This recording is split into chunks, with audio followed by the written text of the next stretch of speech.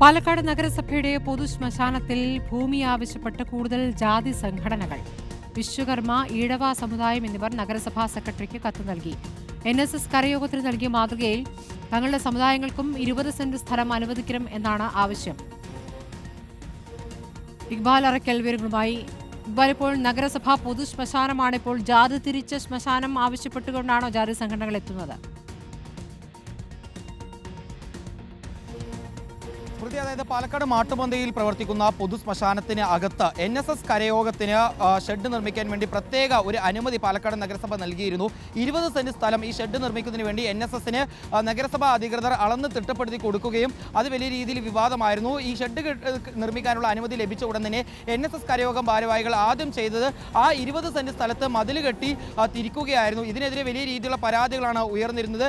നഗരസഭയുടെ അനുമതിയോടുകൂടി ഇത്തരത്തിലുള്ള പ്രവർത്തികൾ നടത്തുന്നത് അത് സമൂഹത്തിന് ഗുണകരമല്ല, മാത്രമല്ല ജാതി സമ്പ്രദായത്തിലേക്ക് തിരിച്ചുപോക്കിനുള്ള കാരണമാകും ഇത്തരത്തിലുള്ള നടപടികളെന്ന് ആരോപിച്ചുകൊണ്ട് പൊതുപ്രവർത്തകർ പരാതി നൽകിയിരുന്നു. ഈ സംഭവം റിപ്പോർട്ടർ വാർത്തയാക്കിയതിന് പിന്നാലെ നഗരസഭ തന്നെ ഈ വിഷയത്തിൽ ഇടപെട്ടുകൊണ്ട് ഈ പ്രവർത്തികൾ നിർത്തിവെക്കാൻ NSS കരയോഗം ഭാരവാഹികൾക്ക് നിർദ്ദേശം നൽകിയാണ്. പക്ഷേ ഈ സംഭവത്തിൽ ഇപ്പോൾ എന്താണോ ഭയപ്പെട്ടിരുന്നത്, ഇത്തരത്തിൽ നഗരസഭ അനുമതി നൽകിയപ്പോൾ അതേ സംഭവങ്ങൾ ഇപ്പോൾ നടക്കുകയാണ്. അതായത് കൂടുതൽ ജാതി സംഘടനകൾ കൂടി ഈ പൊതുശ്മശാനത്തിനകത്ത് തങ്ങൾക്ക് ഷെഡ് നിർമ്മിക്കാൻ വേണ്ടിയുള്ള അനുമതി വേണമെന്ന് ആവശ്യപ്പെട്ടുകൊണ്ട് ഇപ്പോൾ നഗരസഭയെ സമീപിച്ചിരിക്കുകയാണ്.